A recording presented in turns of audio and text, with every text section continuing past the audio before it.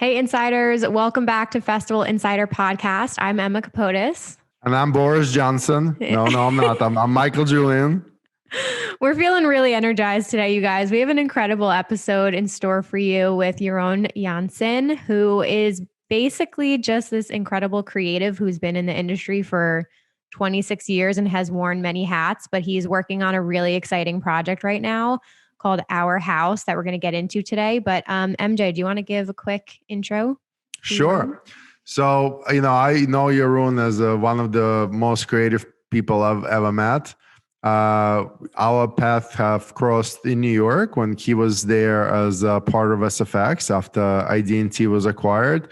And we worked with Jeroen on Mysteryland, USA, and, Electric Zoo. He's had a very big impact along with Rutger, who you've met, and Jeff Wright, and obviously the core team to reimagine the festival. And, that's how we brought in the stages. As a matter of fact, Electric Zoo transformed.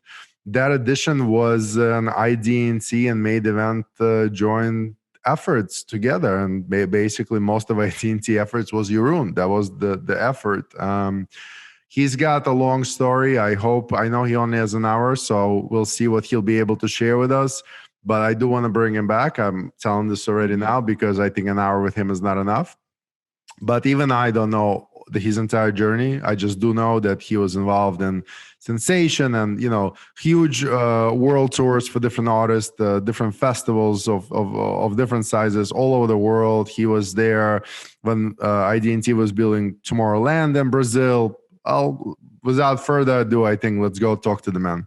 Yep. And just bear with us today, guys. We had a couple of Wi-Fi connection issues, but it's my fault. We're doing it Boris live. Johnson, and this is my fault. We hope you guys enjoyed this interview. How did you get into the live events and production and music? Yeah, so we've already started, right? So yeah. We're just diving in as we speak. The funny thing is that I started obviously with like probably everybody with just going out to raves, first in the Netherlands and later in Belgium. And I was just astonished by the feeling on the dance floor and what the music could do on a holistic level with the energy in a room and with so many people dancing together on the same beat. And that's also where I became interested obviously in the music, and also became a DJ. And I became in a genre that nobody knows in the US, I think. It's called, obviously you've got all these sub-genres within electronic music. One very popular genre in the early days in the Netherlands was hardcore, or Gabber house, or whatever people call it. Mm-hmm. And that's everything. So an average track is on 120 BPM, right? Beats per minute. Hardcore is in between 150 and 200 beats per minute. So most of the people, it's like da da da da da da da. But the distinction of the subgenre within hardcore that I played was Frenchcore, and Frenchcore is everything above like 170 beats per minute. So my parents heard that sometimes in my room. And it was just, they didn't get it, and still I think they don't get it. But it was awesome to experiment with the music, and also with the scene and with the community. And that's where I rolled in, and that's also where the first connection with id&t was, funnily enough, because without them knowing me, they booked me as a DJ at one of their first hardcore events. Oh wow! So, I was gonna ask you if you had like big gigs. Okay, cool. That's awesome. But it was not a big gig. It was at the third stage of one of the, because of the genre was very, let's say, alternative. So it was at the third stage of a big hardcore party. But I enjoyed it very much. It was, I think, a dance floor of like maybe 6 by 6 meters. And that was it. Maybe 100 people, 200 people. So it was not a big gig, but I loved it all. I loved it all. Wow. That's amazing. This is coming full circle too. It's like you've had experience doing a little bit of everything, which is amazing. And it always comes back to the music, which I love as well. That's so cool. So do we want to hop into what you're currently working on? Because I think we'll backtrack after that, but we'd love to hear about Formation Entertainment and then the project that you're currently working on with Our House. We'd love to hear a little bit more about it. Yeah, of course. I'd love to do that. Maybe if that's okay with you guys, there obviously was a little bridge between me DJing, and I think I wasn't talented enough, also production wise, to really come up with good music. And I'm not that kind of a technology nerd. As MJ knows, I'm kind of an analog type of guy. So I still got my iPhone 4 and I'm happy with it, just to give you guys an example. No, stop it. You don't have iPhone 4. Okay. I switched to 7 recently, but that's it.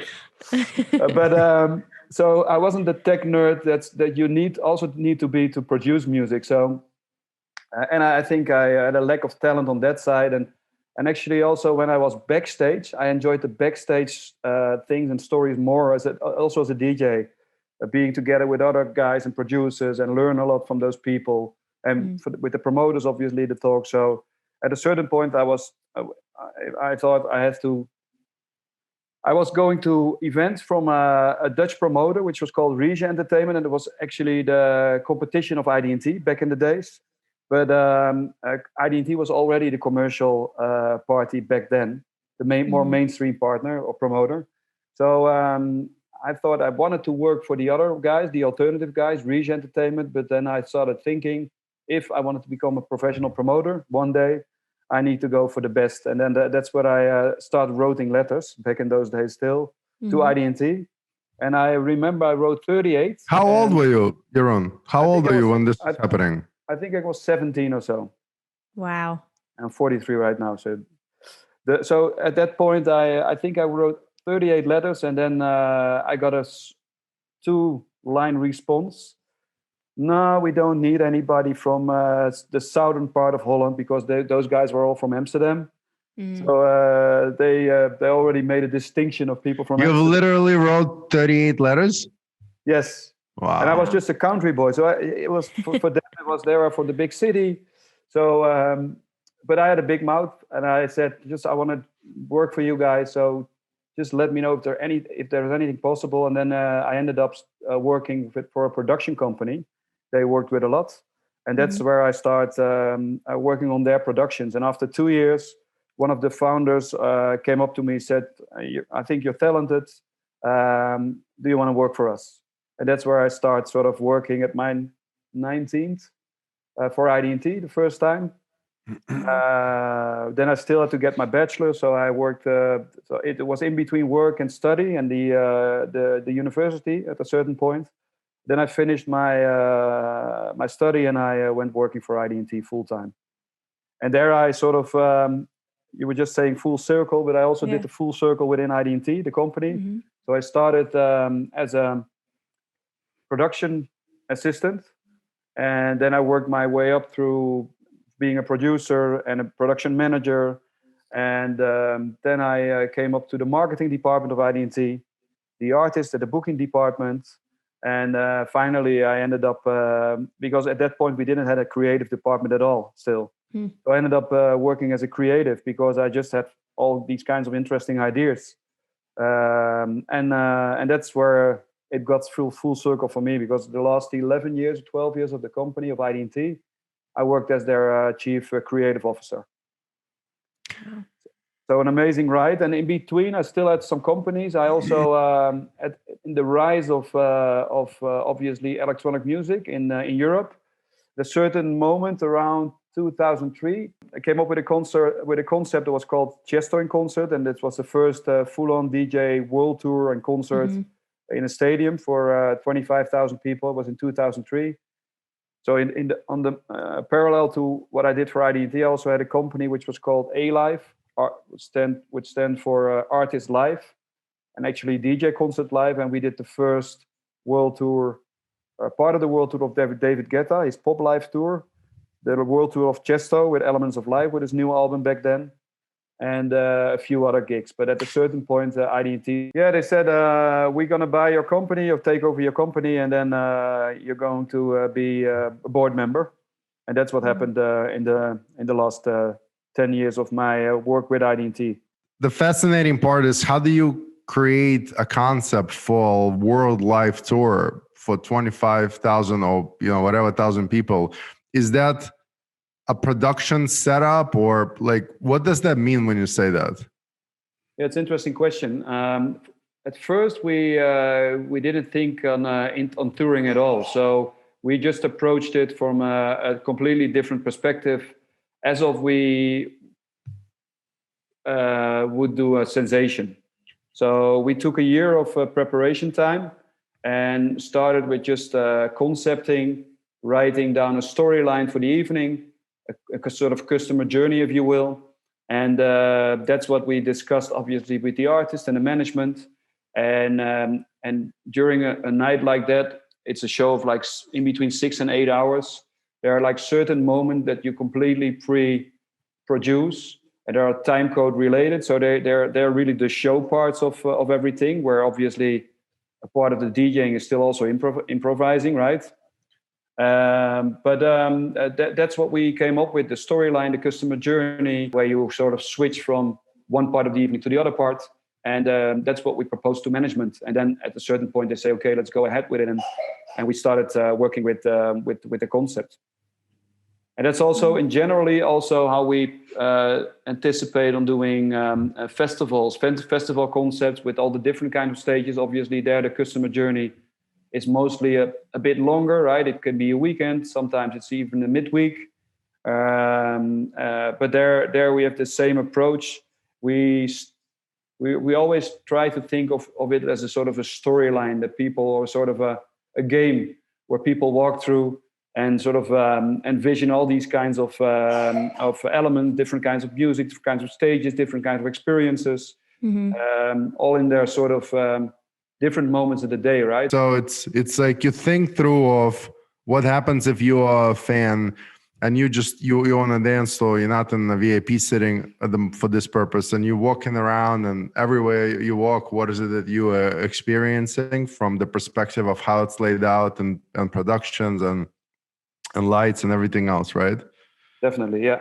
And obviously, as you already said, MJ, there are different kinds of groups that you obviously that come to the festival. So from a VIP perspective, it's a different experience and a different storyline and a different income in relation or in regards to a regular ticket. And back then, David Guetta was on top of the world, right? He was basically... That's what I was going to say too. Well, his first Pop Live tour actually was his big breakthrough, because he was one of the first artists, DJs, that saw himself as a pop artist. And with that also came his album Pop Live. It was very interesting because you said that David Guetta was one of the first, or maybe the first electronic music artist that went into the pop world, that he is also a pop artist. And then you've spoken to him and his management in Paris.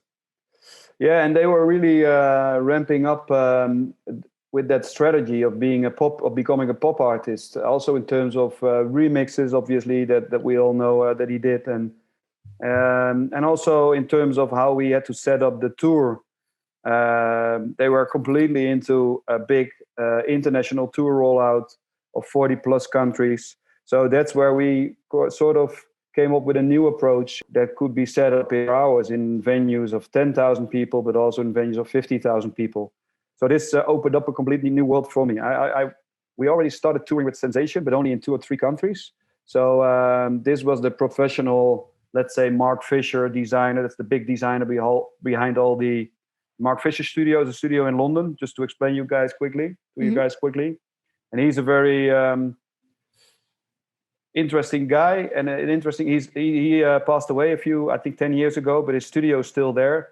And he was one of the first designers or architects. He called himself an entertainment architect that created these really, really large stages for Beyonce, for U2, for all these big pop artists. So this was the first time that a DJ and we as a company started thinking about a global touring and also thinking of a tour that could be set up in just a fraction of time, in 2 or 3 hours, and a breakdown in an hour or so. So interesting for us, and a lot of learning. We learned a lot from that.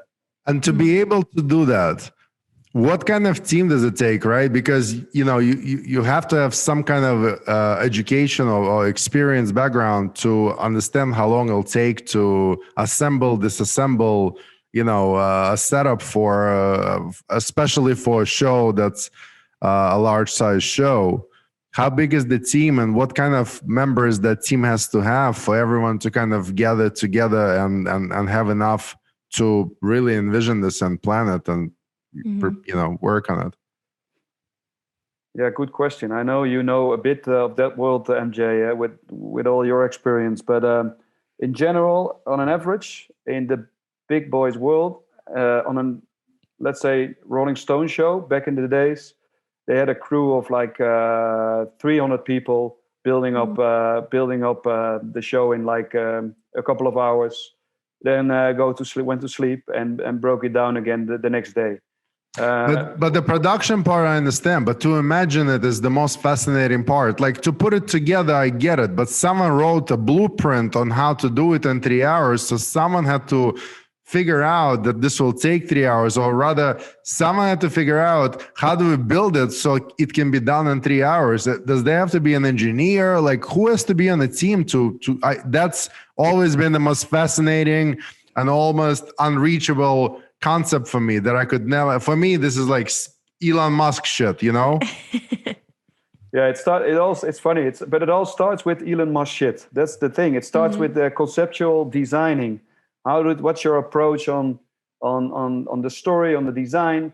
And once you have a designer within your team, so a stage designer and a light designer, special effects designer, that understand the world of touring, actually it's easy. So to get back to your question, a design team of maximum 5 people, a design and content team maybe of maximum 10 people when it comes to content as well, is the starting point of creating such a show.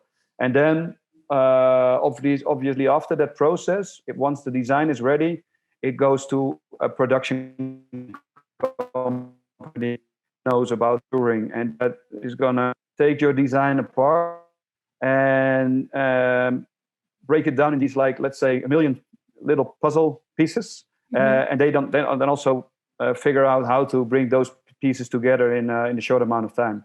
And that production team, with a production manager and a site operation manager and a structural manager and an engineer and a constructor, that's a larger team. So on an average basis, a production company like that, like Tate Towers of the US is a good example. They have, I think, 100 plus people working for them. Wow. So you start out as a DJ, you write, what was it, 38 letters to id&t. You end up just doing your own thing, and then they finally see the talent. Then they acquire or take over or acquire your company. Now you're building this massive shows. What happens next? Well, what's next is an interesting question, because I was thinking about that a lot myself over the last few years. And while I've got so much passion and energy for the industry that I'm working in, and globally, it's still such an amazing industry to still work in creatively, when it comes to innovation, when it comes to technology, when it comes to community, music, people, creativeness, that I thought about coming up with a concept to give an ode to the culture that I've been working in over the past 25 years, together with you guys, obviously, together with you, MJ. This is also where obviously our relationship started, and still so this is where where we came up with a concept that's going to be opening this year in August in Amsterdam, and it's a brand new museum experience about the electronic music culture, and it's called Our House. Am I breaking up again? You're good. No, we hear you. And well, the good thing about Our House is that it's as I've just been telling you guys, it's an ode to the culture, but it's also something I think that's not yet there. It tells, simply said, it tells the story of the journey of electronic music over the past 40 years over the world. I was amazed by the fact that so many people on the dance floors in the US, in clubs, at festivals, didn't know that the origin of the culture was, for an important part, stated in the US. And back in the Netherlands, I had the same sort of discovery that a lot of people on the dance floors there didn't know anything about the origin of the culture and the inclusive story that it has. And there's so much to tell worldwide, internationally about the culture. There's so many stories. Most of the people only see obviously the side of the DJs, or maybe the side of the tracks that you hear on SoundCloud or the radio or Spotify. But there's so much more to tell, and it has such a rich history. There's such an interesting connection to technology. The community is there worldwide that has a story to tell. And it's very global, right? It's everywhere. Exactly. Yeah. I look at me. I was so lucky to do my job in so many countries, because we as you just were telling me, we toured Tomorrowland, I think, at 3 continents. We toured with Sensation wide through 35 countries. So I lived in Sydney for like an 8 or 9 months. I lived in Sao Paulo for a year. We all set up offices there in New York, and then also where I met you, obviously, MJ, but also in Los Angeles. Amsterdam is a very important has laid a very important fundament under the electronic music culture over the past 30 or 40 years. So there were so many stories to tell that I thought it's time to really say, okay, let's come up with a museum experience and tell the full story, not only about the history, but also about the current time. So we came up with the idea of our house, and the name says it all. It's our house music. It's about our house music, and house music is sort of the mother of all. No matter if you like drum and bass or dubstep or EDM or techno, house music is the mother of all. So that the name is I think an interesting one, and we hope. That's what we envision, that obviously Amsterdam will be a success. We're opening the experience, and I can tell you a bit more about it in a few moments, but in August. And then if this all pans out and it's successful, the upcoming years, we're hoping to also open an Our House, for example, in other dance heritage cities in the world. So Wow. This is really great. And you're right, and this is one of the reasons for Festival Insider is we've figured out that most people don't actually know the history, that people got into this from the passion of music and partying, and they've embraced the music and the culture, but they don't really know much. Like when we're working with a festival in Chicago called ARC, and there's a tagline, something about from the birthplace of house music, and people think that this was like a made-up marketing tactic. They just don't know, which is crazy. And even like, I don't know how Emma knows or if Emma knows, but I want to share something real quick, because you were talking about David Guetta, and I didn't want to interrupt you, but I remember now when David Guetta's album came out, those Black Eyed Peas and all, and all the big singers. The first thing that I was thinking about back then was like, I think he just changed the world, and the reason why I thought that back then was because this was the first time when a vocal, like an actual song, was credited to what I would consider a DJ, an artist, rather than a vocalist. So it was by David Guetta, versus before that, it would always be just whoever sang it, and there would be no, to my knowledge, credit to who produced it on the front end. So to me at that time, I thought David Guetta revolutionized electronic music from that perspective, that now the artists, the DJs as we know them, who produce the tracks, get actually to be featured as the first name on the track itself. I've never seen that before. No, that's definitely true. And he I think, he made sort of, he created that for a lot of DJs, obviously next and behind him. And he also took a lot of DJs with him on that journey, which made it obviously very interesting, because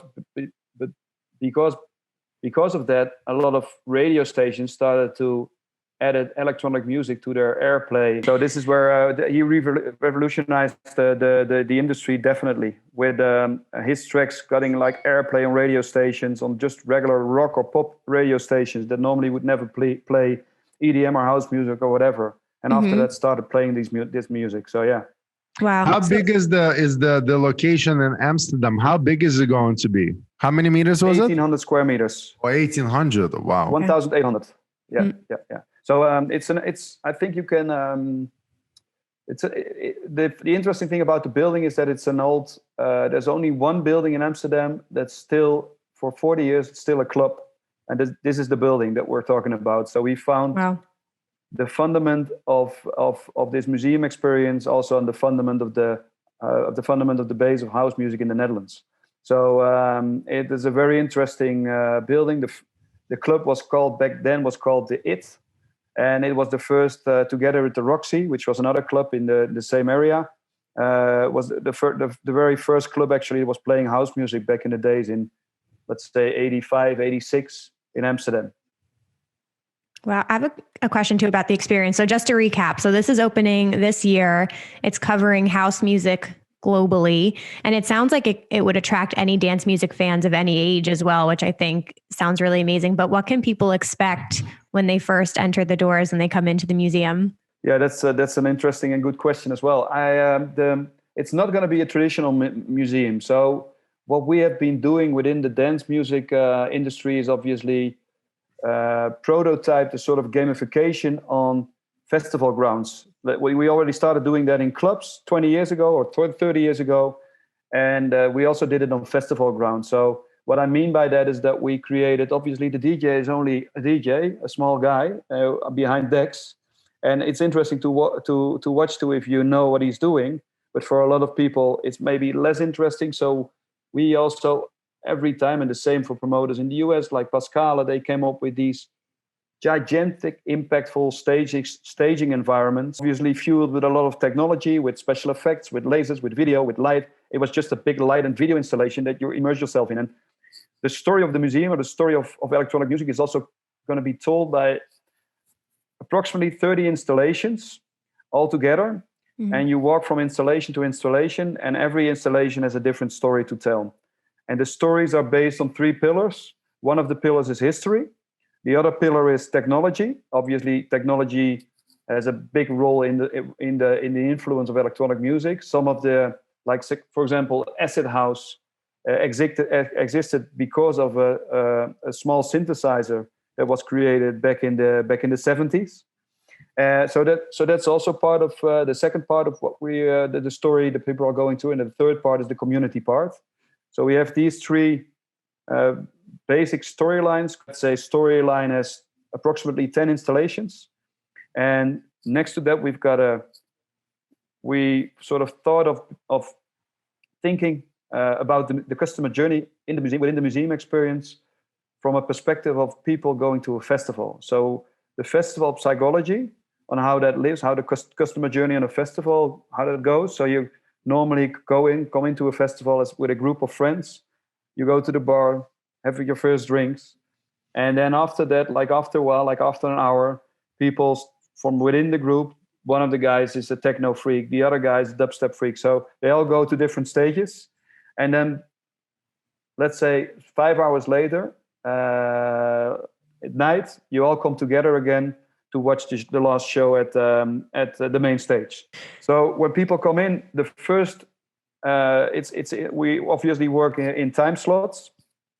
The first, we do it in time slots of 100 people. Normally, the club that we're working with and that we're also using can hold approximately 1,500 people. So we're working in time slots of 100 people. And the first show is on the central dance floor. So the first installation where people go to is on the central dance floor of the club. It's like an installation and a show that you experiencing with all on an adventure, an exploration journey through the museum for approximately 30 to 40 minutes. And then the last 50 minutes, again, is a group thing where everybody comes together at that same room. And that's something we're going to call the culture ride. And it's actually a journey. It's a VR journey without glasses. And it's a journey across the 21 most well-known dance floors in the world. Wow. Just to give you an example. But that's as a summit, it's about what the experience is going to help. And we're still obviously in the midst of working on the details of the storylines of all the installations and the technology infusion of all the installations. Yeah, it feels like a lot of stories together. I almost feel like even with us, we can write the story. But like, I did not know this about Acid House, what you just said. So it's so interesting. I think this is such a great idea, and I can totally see how you can literally tour the museum to different, parts of the world, like you did when you were creating the actual events, with Australia and São Paulo and New York, because I think people would be sincerely interested to learn all these things, because there's just so much to learn. And it sounds like it could be a very fun experience together with the group as well. Definitely. Yep. And the thing is that it's such an innovative and interesting industry to work in. And every country, that's another interesting thing. Every market, maybe every different market, every country has a different approach or a different take on the history of electronic music and the culture and how it evolved. So we're obviously telling it in Amsterdam, we're telling it from a more European perspective. But that's why we're thinking that our house is also such an interesting brand to obviously tour the world with as well. So we're also creating a touring exhibition so that we can go to festivals too. So, for example, we're obviously in the midst with the talks of the people of Tomorrowland, the guys behind Tomorrowland. For them, it's very interesting to have a touring exhibit with the Our House story on their festival side. Tomorrowland already knows that the next big artist, next big DJ, when it comes to content, they want to play their stages. But they're looking for different kinds of content as well. So this is a very interesting take on bringing a story like this, in terms of history, community, and technology, to a festival like Tomorrowland. Is very interesting for the people that buy a ticket. I have a personal question for you as well, because MJ, you made a good point about probably the average person doesn't know the whole history of house music, which I would say I fell into that category until the last 1 to 2 years. I started watching a lot of documentaries about it and being the birthplace of Chicago and everything like that. But Jeroen, for you, were you always into the history aspect of the dance music industry, or do you think this project kind of made that grow and you had to do all this research for it? Well, I wasn't at the beginning, so I wasn't into the history thing at the beginning. But I obviously, after a while, I was interested. I was talking a lot with people that are producers in that subgenre, and at a certain point, when I grew a bit out of that genre and I tried to become part of id&t, I already did some research on the history part, because I wanted to know where this culture came from, where it was originated from, and what the meaning behind all this, the universal language, obviously, of the music, what the meaning behind that was, why it existed, and where it originated from again. So I started doing some research back in the days. But to be honest, after the last 2 years, when I started working on this project, I come across so many more stories. It's so exciting. I'm very glad to hear that this is something that's going to be touring as well. I mean, I think for anybody who's into dance music, I have never been to Amsterdam, so this is something I would definitely hit up when I would be there. So I'm really excited for you guys. And is this a permanent attraction as well? Yes. Yeah, it's a structural exhibit, so it stays there. It's there for the years to come. Amazing. That's so exciting. MJ, we have to make a trip. I'm taking you to Amsterdam in October. Okay, you have to go. You cannot like electronic music and not go to Amsterdam. I know. Shame. Well, that's another thing where I think that it's good that interesting that it's in obviously the Netherlands. When I lived in the States back then, they asked me this question a lot of times: if we would have a greenhouse where we would grow like DJs or artists, right? Because Yeah. Since the beginning of the DJ Mag Top 100, like the top 15 of the world, at least, let's say 50 or 60% of it is Dutch. I used to ask that question, like, what do you feed the kids in Netherlands? Exactly. Exactly. It's super funny. No matter what kind of trade, we always have had to look over the border in order to be successful marketing-wise, but also just brand-wise, and because we only have like still 17 million people in the whole country, where that's an average city in the US, right? So I think that this cultural. Yeah. No, go. I have so much to think about it. I've been so fascinated about Netherlands.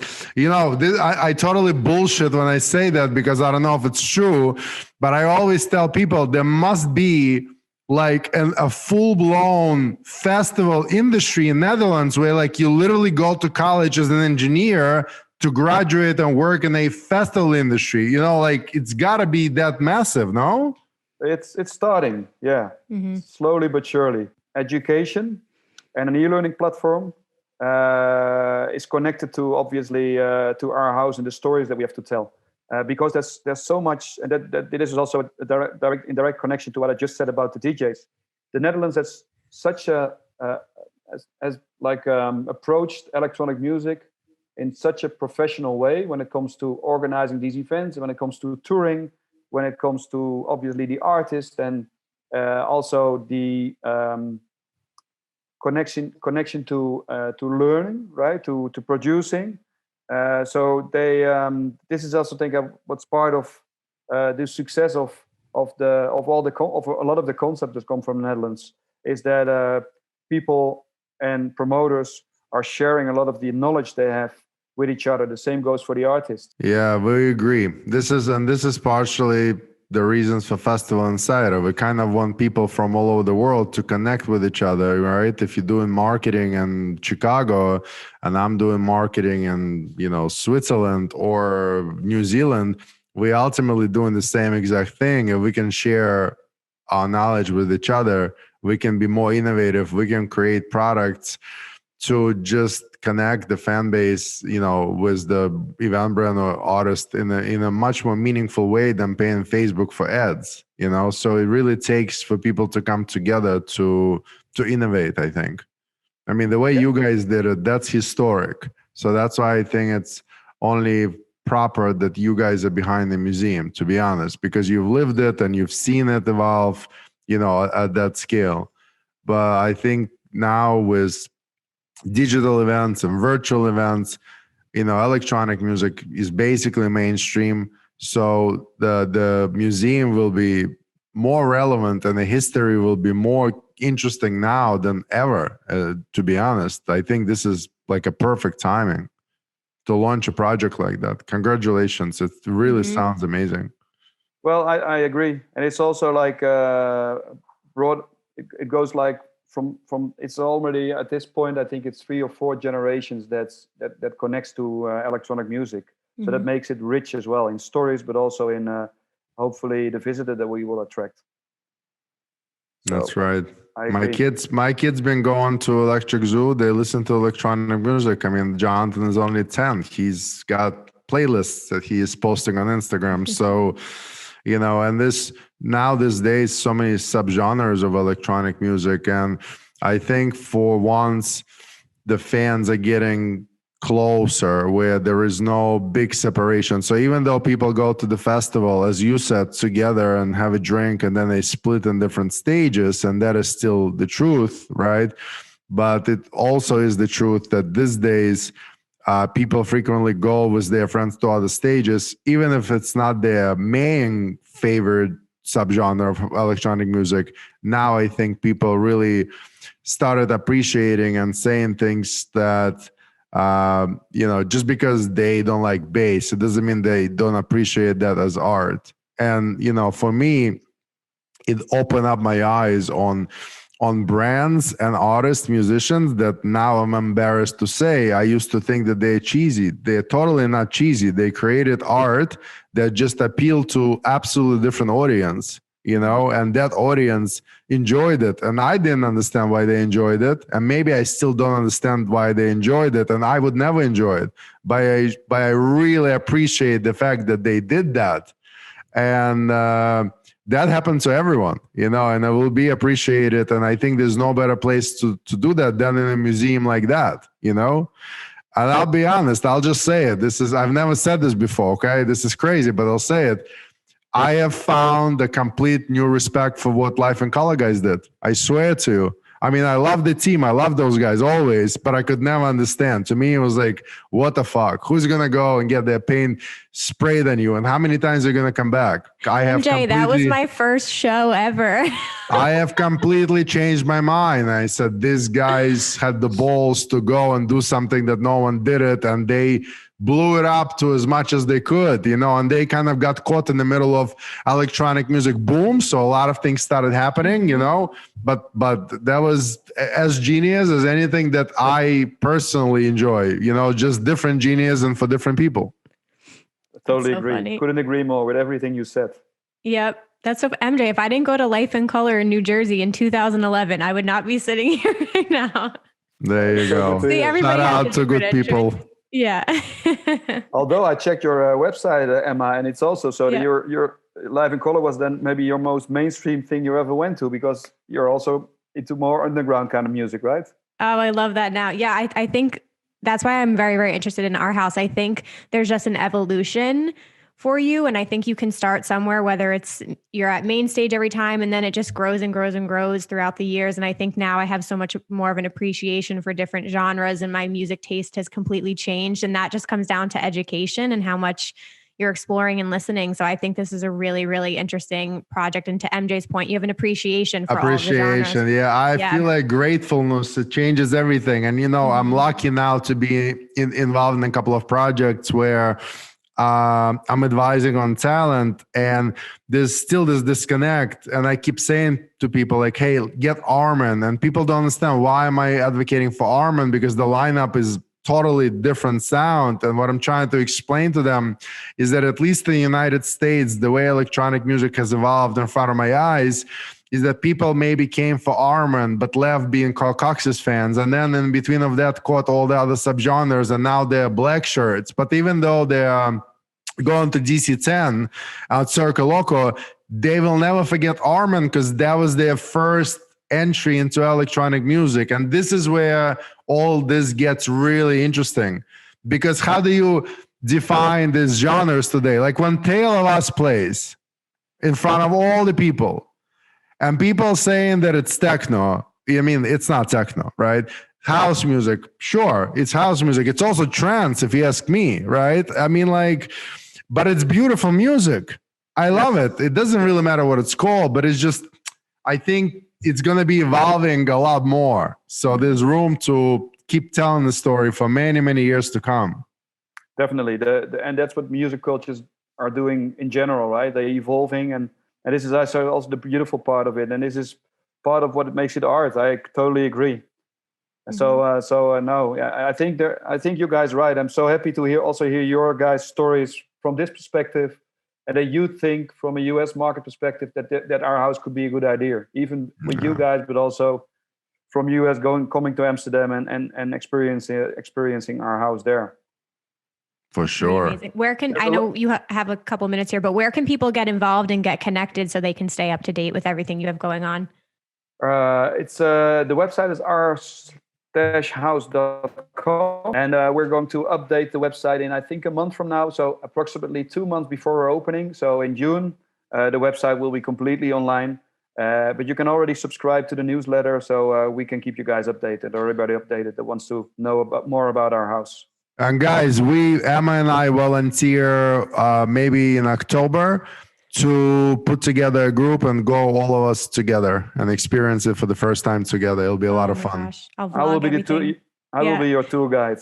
Yeah. Oh my God, that's a dream. That's amazing. This was so amazing. There's so much we could get into. We're gonna have to have you back for a part 2. Definitely. Like, you guys don't understand how many stories I have and how much Jeroen has influenced a lot of us here as well. But yeah, let's leave it for another episode. It'll be a fun dialogue.